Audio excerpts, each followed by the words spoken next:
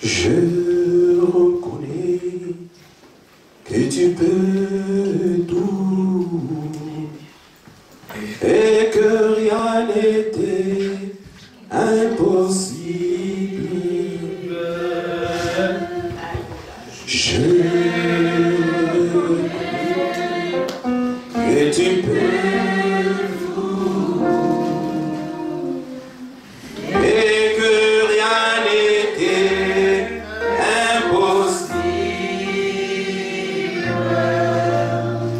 Seigneur, fais-moi voir ta gloire.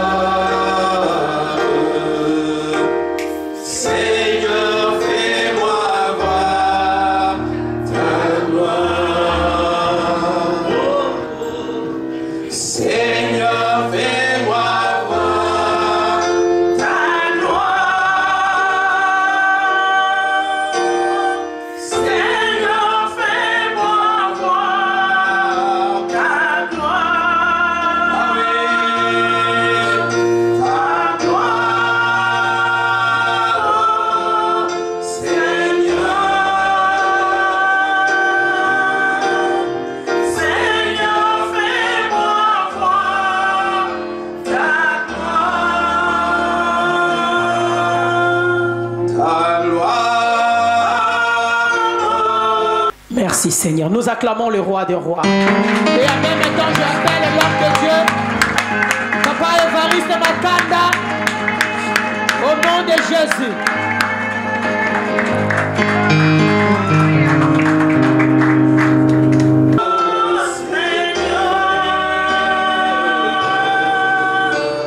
Seigneur, fais-moi voir ta gloire.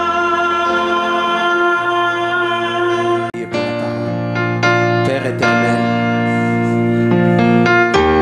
tu nous as parlé par les prophètes, tu nous as parlé par les anges, tu nous as parlé aussi par les hommes. Qui suis-je, Seigneur, pour me mettre devant ton peuple et parler? Je m'incline devant ton autorité. Je demande que ta grâce, que ton esprit, puisque la parole déclare que c'est poussé par le Saint-Esprit que les hommes ont parlé de ta part. Je voudrais m'effacer cet après-midi afin que toi tu puisses me parler, que tu puisses parler à mes frères et à mes sœurs. Au nom de Jésus, nous avons ainsi prié. Amen. Amen. Acclamons le Seigneur.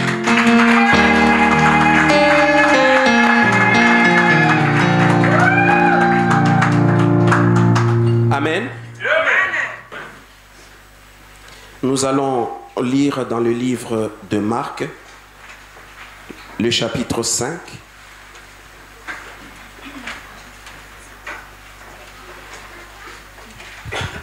Et nous allons lire à partir du 21e verset. Par respect pour ton Dieu, si tu peux te mettre debout. Jésus dans la barque regagna l'autre rive où une grande foule s'assembla près de lui. Il était au bord de la mer. Alors vint un chef de la synagogue nommé Zarius, qui l'ayant aperçu se jeta à ses pieds et lui adressa cette instante prière. Ma petite fille est à l'extrémité. Viens, impose-lui les mains, afin qu'elle soit sauvée et qu'elle vive. Jésus s'en alla avec lui, et une grande foule le suivait et le pressait. Or, il y avait une femme atteinte d'une perte de sang depuis 12 ans. Elle avait beaucoup souffert entre les mains de plusieurs médecins. Elle avait dépensé tout ce qu'elle possédait. Et elle n'avait éprouvé aucun soulagement, mais était allée plutôt en s'empirant. Ayant entendu parler de Jésus, elle vint dans la foule par derrière et toucha son vêtement. Dis à ton frère, toucha son vêtement. Car elle disait, si je puis seulement toucher ses vêtements, je serai guéri. Au même instant, la perte de sang s'arrêta et elle sentit dans son corps qu'elle était guérie de son mal. Jésus connut aussitôt en lui-même qu'une force était sortie de lui et se retournant au milieu de la foule, il dit: qui a touché mes vêtements? Ses disciples lui répondirent: tu vois la foule qui te presse et tu dis: qui a touché mes vêtements? Et il regardait autour de lui pour voir celle qui avait fait cela.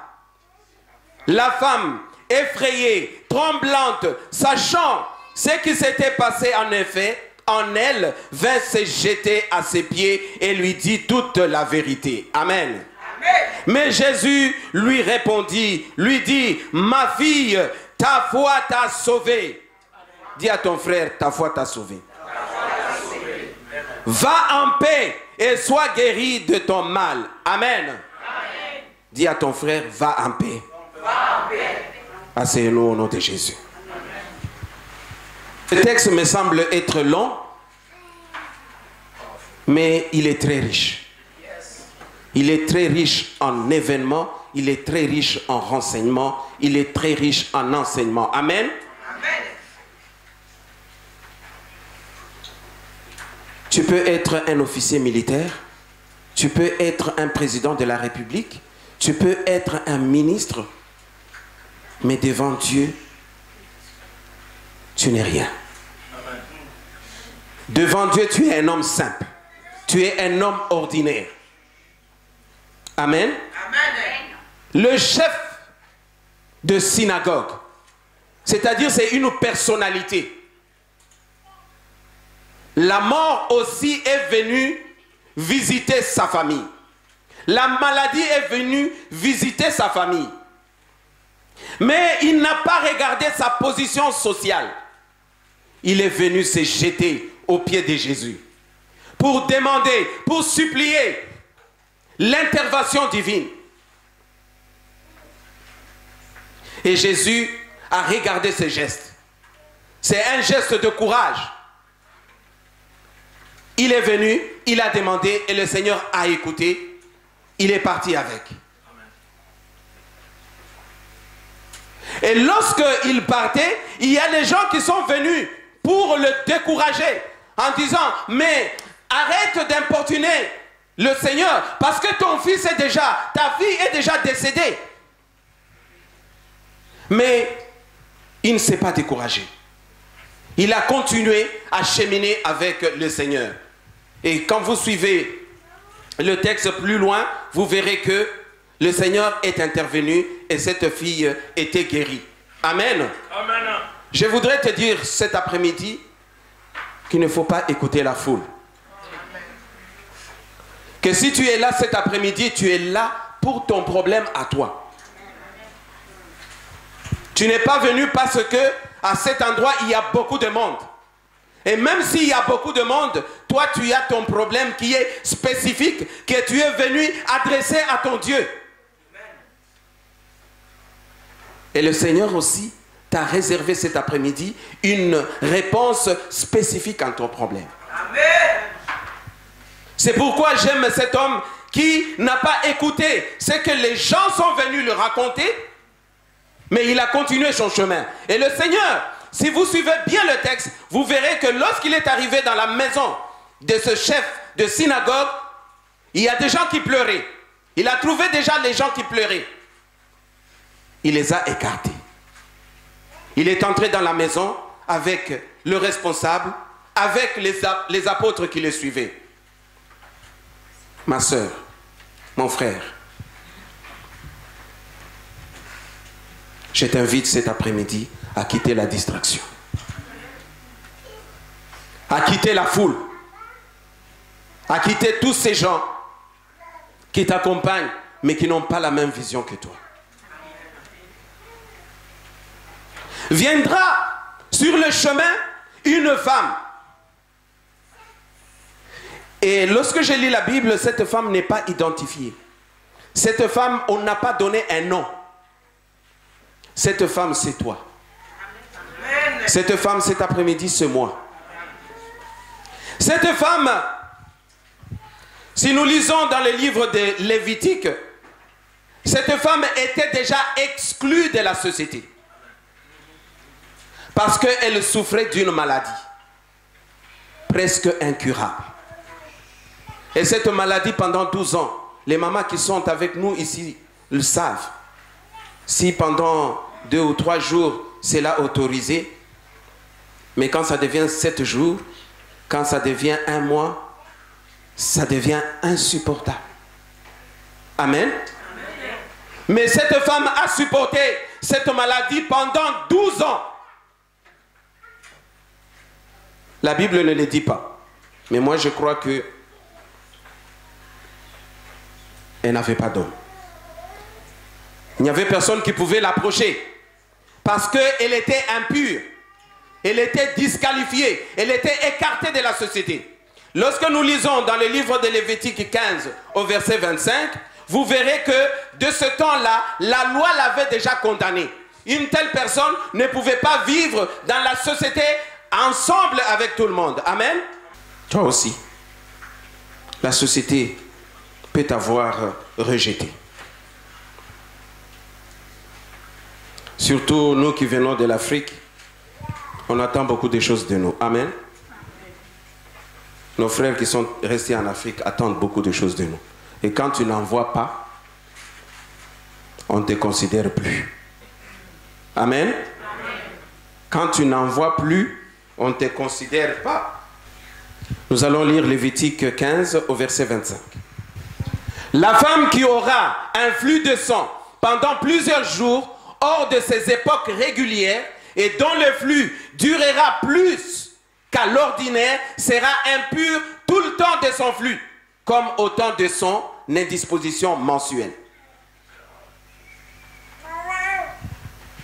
Vous comprenez que la loi avait déjà condamné cette femme.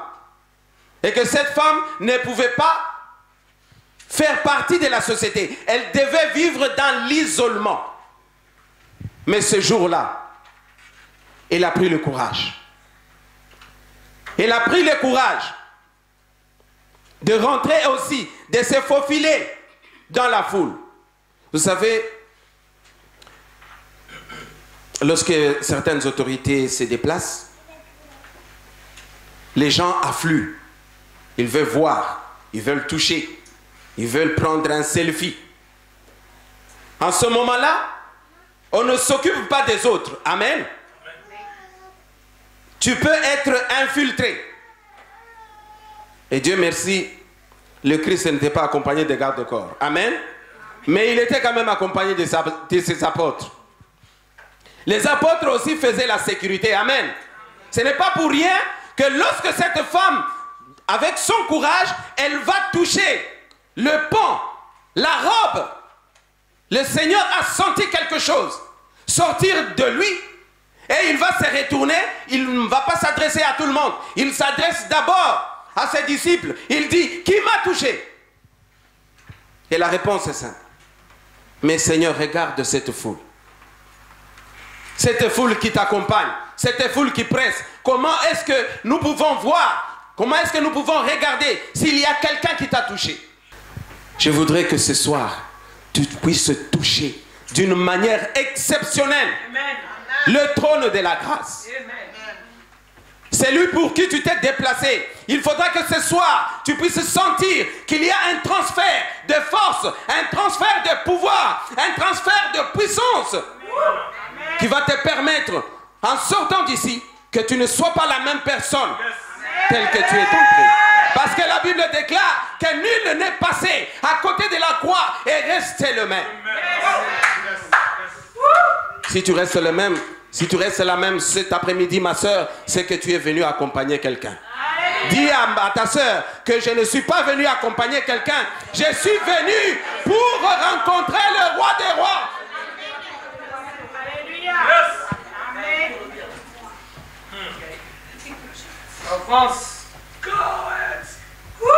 La Bible me dit, dans le livre de Marc, que cette femme avait beaucoup souffert. Cette femme a visité beaucoup de médecins. Cette femme s'était ruinée. Elle a dépensé beaucoup d'argent. Cette femme n'était pas soulagée.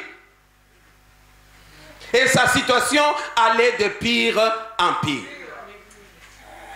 Mais lorsqu'il a rencontré l'homme de Galilée, lorsqu'il a rencontré Rabbi, lorsqu'il a rencontré Jésus-Christ de Nazareth, sa situation a changé. Mais je voudrais que nous puissions observer dans le livre de Nombres. Je suis toujours au chapitre 15, mais cette fois-ci, on va lire le verset 38. Nombre 38.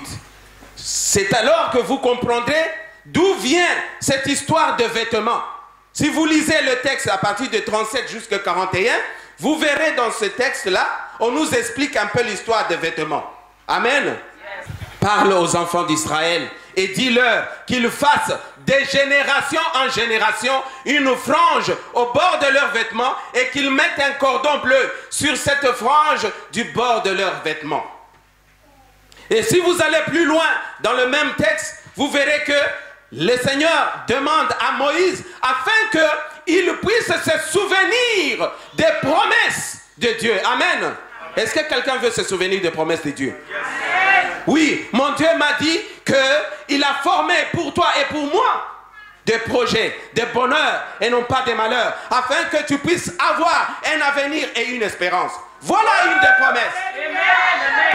Je voudrais m'accrocher à cette promesse. Et cette femme, en touchant l'habit de Jésus, il a touché la parole.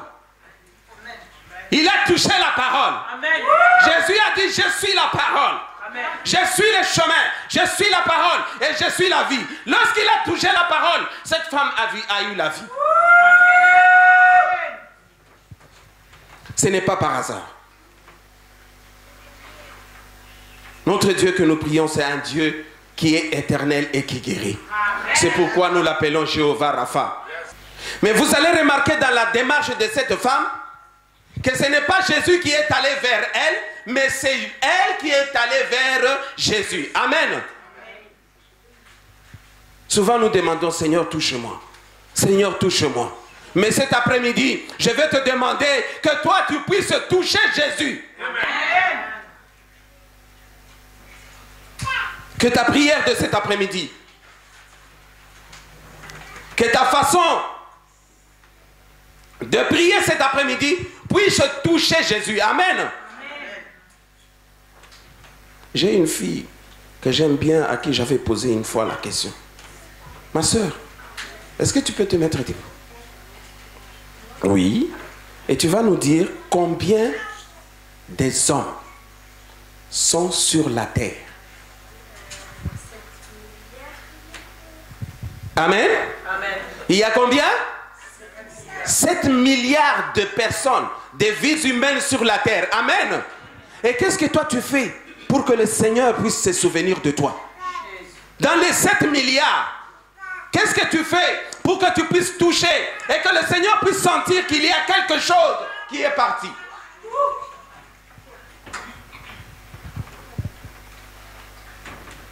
Combien de personnes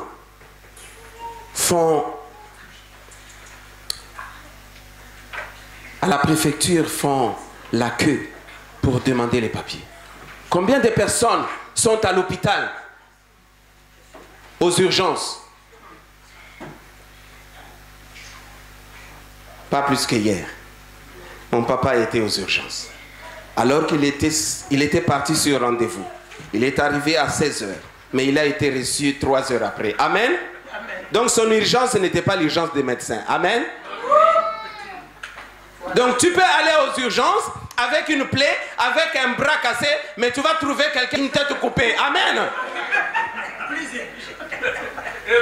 Donc ton problème n'est plus l'urgence des urgentistes. Aujourd'hui, ma soeur, mon frère, le Seigneur veut te parler. À travers cette femme s'est approchée à Dieu, à Jésus avec assurance. Cette femme ne s'est pas approchée de la même manière que les autres femmes, de la même manière que les autres personnes. les disciples étaient là, mais ils ne s'étaient pas approchés de la même manière que cette femme. La foule était là, mais elle ne s'était pas approchée de la même manière. Mais cette femme s'est approchée avec assurance. Elle s'est dit, non, il faut que je touche. C'est aujourd'hui ou bien c'est mort.